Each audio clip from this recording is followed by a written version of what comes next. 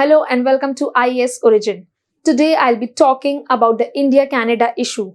What are the reasons that India and Canada are in such a big tough fight? And the reason behind it is the allegations put up by the Canadian government.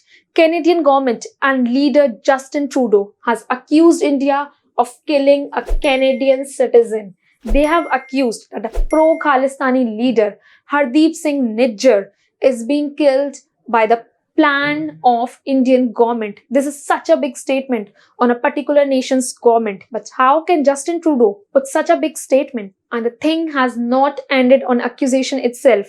Justin Trudeau has expelled the Indian diplomat from Canada. And in a tit-for-tat move, the Canadian diplomat has also been expelled from India. Now this is a major issue. किसी भी country के diplomats को expel कर देना is the major lowest point जो कि दो countries के relations के बीच आ सकता है. Expelling the diplomat. It is like breaking the de jure relation. This claim has definitely been denied by the Indian government. But is Justin Trudeau hiding his political failure under the pretext of these accusations? So let's see in detail. Under various articles of the newses, we can see that Justin Trudeau has been termed as a failed leadership. He has been again and again failing in his domestic as well as international policies. 8 years of hurt, Canada growing with Justin Trudeau. He has promised some developments, and instead of the development, the Canada is dipping down, be it in economy and be it in other areas. We can see time and again many articles have brought his failure into light. Experiments, one big failure. This is an article from August 2023. Again, he has been accused. Soaring housing costs. Over there, political upheavals are there. So is Justin Trudeau hiding his failures under this big accusation? So let's talk in detail about this. Before starting on to our topic, I would like to welcome you on IAS Origin and would like to tell you that you can enroll with us for the Prelims plus Mains integrated program, where you'll get live session, one-to-one mentorship session, unlimited recorded access, and personalized strategy plan based on your needs. So let's talk about our topic. Now, Hardeep Singh, जिसकी death के around इतनी सारे issues revolve कर रहे हैं. Who is he? He is termed as a pro-Khalistani leader. Before talking about Niger, I would like to talk about Khalistan. What was the demand of Khalistan and ये rise कहाँ से हुई थी? It was way back in 1929, where a Khalsa leader, Tara Singh, raised a demand for Khalistan. He did not name it Khalistan, but he wanted a Sikh majority area to be ruled by them. Similarly, in 1940, for the first time, the word Khalistan word was mentioned by Veer Singh Bhutto. Just like Muslim League wanted Pakistan, Akali Dal wanted Khalistan for the Sikh majority area. And they wanted that between Hindustan, the Hindu-dominated area, and Pakistan, the Muslim-dominated area, a buffer state of Khalistan needs to be created, जहाँ पे Sikhs की population dominate करेगी. So this was a major demand. यहाँ से ये demand rise होती है. But after independence in 1947, Pakistan and India got separated, and Khalistan did not came into existence. And what was the issue was Punjab जो form हुआ था, वहाँ पे Sikhs की population was only 1/3. इतनी कम population Sikhs की थी. And they considered this as a betrayal from both Pakistan's side and India's side.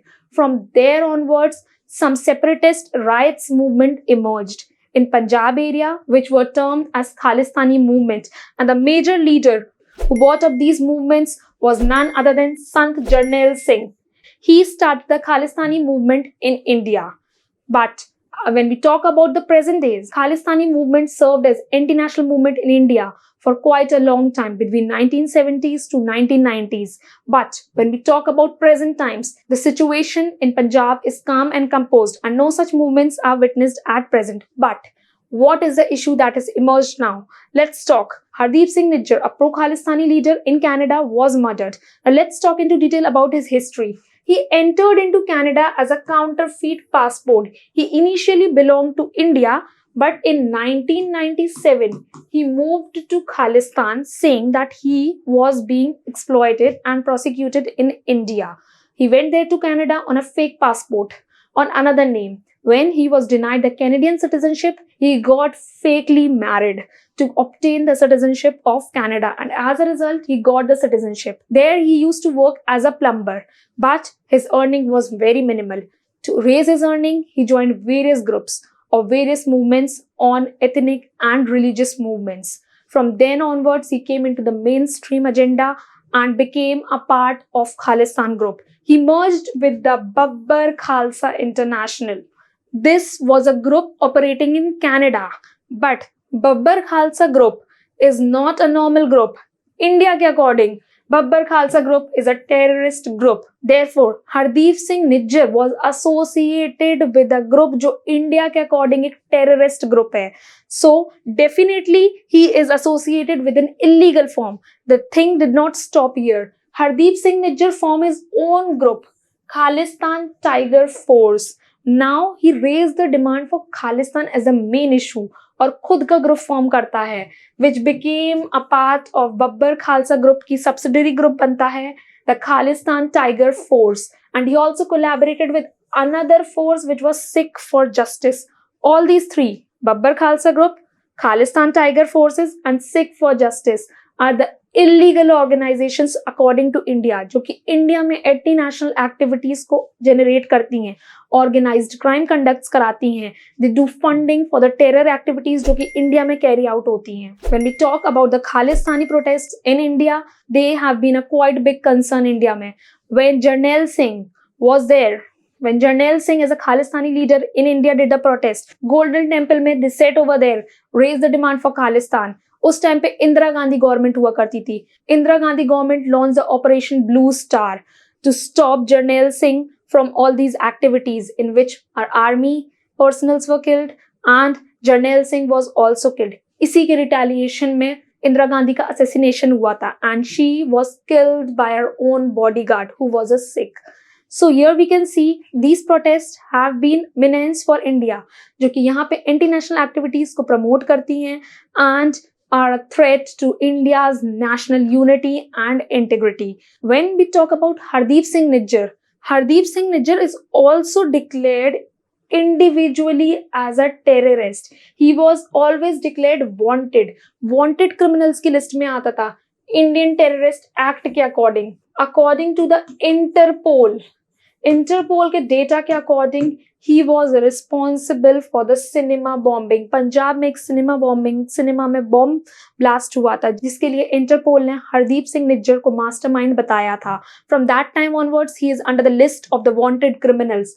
Again in 2018 Indian government ने कैनेडियन गवर्नमेंट को एक पर्टिकुलर लिस्ट दी थी which consisted of many names of the wanted Khalistani rebels जो कि India में international activities conduct कराते थे and one name among them was none other than Hardeep Singh Nijjar. And what was done? Nothing was done. Canadian government denied the claims and whitewashed him. Was Canada supporting such international activities in India? The question here is this. This is not limited to these many instances. Again in 2020, Indian Home Ministry declared him an individual terrorist under the UPI Unlawful Activity Prevention Act के against उसे एक individually terrorist declare किया गया. Firstly, Babbar Khalsa was a terrorist organization and the Khalistani Tiger Forces, but Hardeep Singh Nijjar was also declared a terrorist under Unlawful Activity Prevention Act in 2020. And again in 2022, National Investigation Agency declared a sum of rupees 10 lakh on anyone who bought Hardeep Singh Nijjar. जो भी हरदीप सिंह निज्जर को पकड़वाता उसके लिए reward था rupees 10 lakh का. He was most wanted criminal by the Indian government. Such a big criminal who raised so many suicide bombings, who did such a lot anti-national terror activities, is being served as a safe home by the Canadian government. Canada में हरदीप सिंह को एक safe haven मिल रहा था. He was being considered as a leader over there, and when he is being murdered, Canada government is accusing India of the murder. So this is totally unjustified thing. एक terrorist की death के लिए एक nation को claim करना, because a terrorist is a terrorist. He has no religion or nationality. And from here onwards, the India-Canada relations have witnessed a strained relationship. When Justin Trudeau came for the G20 summit in India, he showed many tantrums, like he did not attend the G20 dinner, he was not present over there. He also denied the presidential suit or security दी जाती है जब हमारे world leaders visit पे आते हैं. He denied all that and got himself a separate normal residence. Also, he was not present at the launch of the Biofuel Alliance. G20 meeting में जो Biofuel Alliance launch हुआ था, he also denied being a part of it. Again, he denied to accept India's assistance. India's assistance for solving plane failure. Justin Trudeau का plane fail हो गया था. When the Indian government offered him assistance from the team, he denied it and called the Canadian technicians for that. 2 दिन उन्होंने India में extra stay किया, but he denied to get help from India and called his own technicians. So all these were the sign that Justin Trudeau had bitter feelings for India and he was not at all willing to have a bilateral talk with India on the issue. But when Prime Minister Narendra Modi raised the issue about the Khalistani protest and Hardeep Singh Nijjar, he termed that as freedom of peaceful protest. He termed the anti-national campaigns जो Canada में India के against चल रहे थे as a freedom of peaceful protest.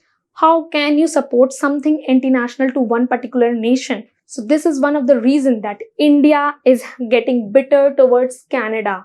But this is not for the first time. People say that Justin Trudeau is following the legacy of his father. Yes, back then when Perry Trudeau was a leader of Canada, he did the same thing. In 1982, according to India, Talvinder Parmar was one of the accused terrorists. He was involved in generating the organized crime and the anti-India campaigns in Punjab region of India. When India demanded his extradition, Canadian government denied the pretext that India is not a part of Commonwealth. Denied the extradition, saying that India considers England as a head of Commonwealth, not a head of state. And these extradition rules do not apply to India. And as a result, we witnessed the Kanishka airplane bombing by Talvinder Parmar. Talvinder Parmar was involved in bombing, hijacking, where he was praised by the Khalistani groups as a Punjabi. Can you see a terrorist being praised and the government of that nation doing nothing but providing a safe haven? How can relations not deteriorate when you are supporting a terrorist over there? Time and again, various news articles have criticized Canada for providing free passes to Khalistani elements on its soil. But what are the reasons why Trudeau is so much interested in safeguarding the Khalistani protesters? So there is a region. Vote bank politics. Back then in 2021 elections, when Trudeau won 157 seats, he was short of 10 seats to get a majority over there. And there he got the help from the Khalistani leader, जिसकी 10 seats की मदद से Trudeau came to power. And this is one of the biggest reasons that Trudeau has always been in favor and never accused the Khalistanis. But do you think such petty vote bank should become a reason for deteriorating your relationship with such a strategic partner like India? India, in comparison to Canada, holds a huge strategic importance. It is one of the regional superpowers of South Asia. Indian diaspora forms a huge part of Canada. A majority of Sikhs from India go to Canada for further studies, for the employment opportunities, and they are loyal both ways of politics over there. How can you ignore them and consider them as a diaspora? And instead of them, provide a safe haven for Khalistani. Therefore, Canada should relook its policy and strike a balance of respecting the diaspora and the strategic ties of the two nations and should not at all support such activities. Because when we see USA's case, when USA used militant groups against USSR, the same militant groups were responsible for 9/11 terror attack. Therefore, we can say terrorists know no nation, no boundaries, no religion. They are terrorists and they should not at all be supported. So that was all about the strained India-Canada relations. Hope you liked the video. Do like and comment. And for more such videos, subscribe to our channel IAS Origin. Thank you.